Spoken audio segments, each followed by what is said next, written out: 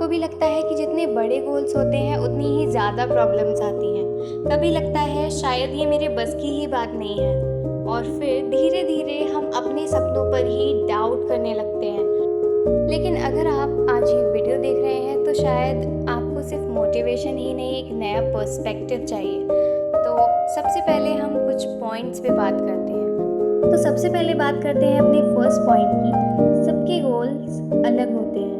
सबसे पहले एक बात समझ लो, हर इंसान के गोल्स सेम नहीं होते। कुछ लोग एक सिंपल और पीसफुल लाइफ चाहते हैं, एक अच्छी फैमिली, एक स्टेबल जॉब और सुकून, और इसमें कुछ भी गलत नहीं है। लेकिन कुछ लोग ऐसे भी होते हैं जो कुछ बड़ा करना चाहते हैं, कुछ बड़ा बनना चाहते हैं, अपनी लिमिट्स को तोड़ना चाहते हैं। अगर तुम उनमें से हो तो याद रखना, तुम्हारी जर्नी भी अलग है दूसरे लोगों से। अब आते हैं अपने सेकंड पॉइंट की तरफ। लोग इम्पॉसिबल क्यों कहते हैं? जब तुम कुछ अलग करने की सोचते हो, सबसे पहले लोग बोलते हैं ये इम्पॉसिबल है, ये हो ही नहीं सकता।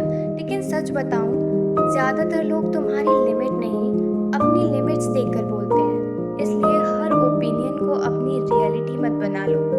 सुनो सबकी, लेकिन डिसाइड खुद करो कि तुम्हें करना क्या है, क्योंकि ये तुम्हारी लाइफ है और ये तुम्हारे ऊपर डिपेंड करता है कि तुम अपनी लाइफ को किस तरीके से शेप करते हो। अब आते हैं अपने थर्ड पॉइंट की तरफ। एनवायरनमेंट सब कुछ बदल देता है। आई नो कि तुम्हें बिलीव नहीं होगा इस पर। एक और सच, जैसे एनवायरनमेंट होता है वैसे ही तुम धीरे धीरे बदलने लगते हो। अगर तुम्हारे आसपास सिर्फ नेगेटिव लोग हैं तो पॉजिटिव रहना मुश्किल हो जाएगा, और अगर तुम्हारे आसपास लोग हैं जो तुमसे ज़्यादा सीख चुके हैं या फिर तुमसे ज़्यादा जानते हैं तो तुम बिना नोटिस किए इम्प्रूव होने लगोगे। इसलिए अपनी कंपनी बहुत सोच समझ कर चूज़ करो। अब आते हैं अपने फोर्थ पॉइंट की तरफ। डिसअपॉइंटमेंट से कैसे निकलें?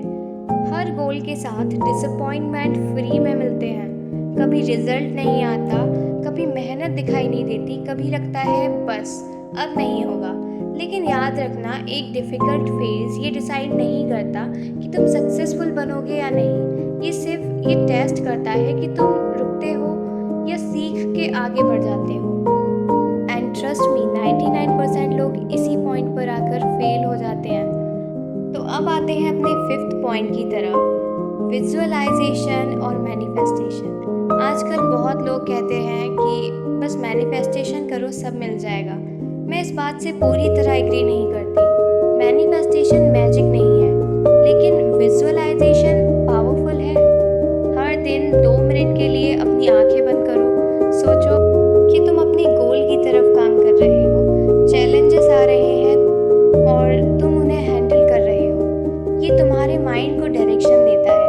लेकिन विजुअलाइजेशन के बाद एक्शन ज़रूर होना चाहिए, क्योंकि ड्रीम्स बिना एक्शन के सिर्फ ड्रीम्स ही रह जाते हैं।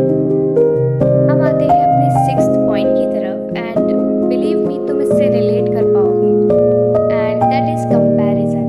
एक और गलती, हम दूसरों की लाइफ देखकर अपनी लाइफ को जज करते हैं। सोशल मीडिया पर हर किसी की हाईलाइटेड ज़िंदगी दिखती है, लेकिन उनके स्ट्रगल नहीं दिखते।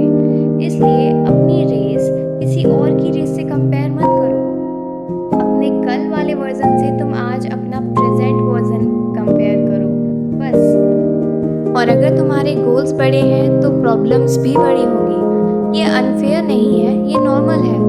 और अगर तुम सिर्फ एक सिंपल और पीसफुल लाइफ चाहते हो तो उसमें भी कोई कमी नहीं है। सक्सेस का मतलब हर इंसान के लिए अलग होता है।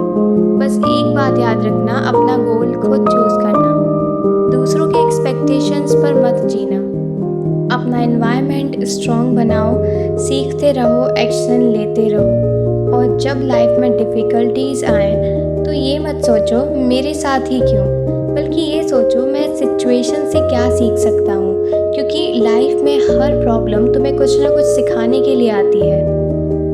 याद रखना, स्ट्रॉन्ग लोग पैदा नहीं होते, स्ट्रॉन्ग लोग हर डिफ़िकल्ट फेज़ के बाद बनते हैं।